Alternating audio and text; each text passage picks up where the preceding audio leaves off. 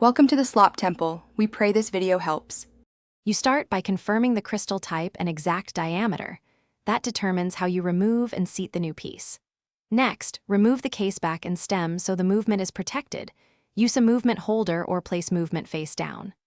Once done, loosen the old crystal. Acrylic often pops out with gentle heat or a press. Mineral may need a cold shock or careful grinding, and sapphire usually requires pressing out. Make sure to work on a low-dust surface to avoid trapping debris under the new crystal. You now focus on the bezel seat and the new crystal's fit. Clean the groove with a lint-free cloth and isopropyl to remove old adhesive or dust. Then test fit the replacement without adhesive to ensure uniform contact. Rotate and check for gaps. This prevents stress points. Once aligned, choose press dies that match the crystal's profile so pressure is distributed evenly.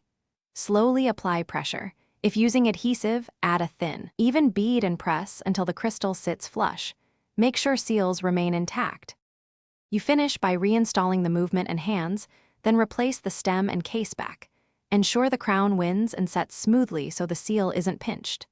Once reassembled, inspect the crystal edge for even seating and look for trapped dust or hairs.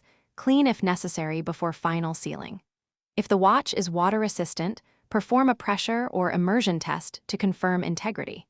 If the crystal chips during seating or refuses to sit evenly, stop immediately and verify size, die selection, or consult a professional. Thanks for watching. Consider subscribing if we helped you.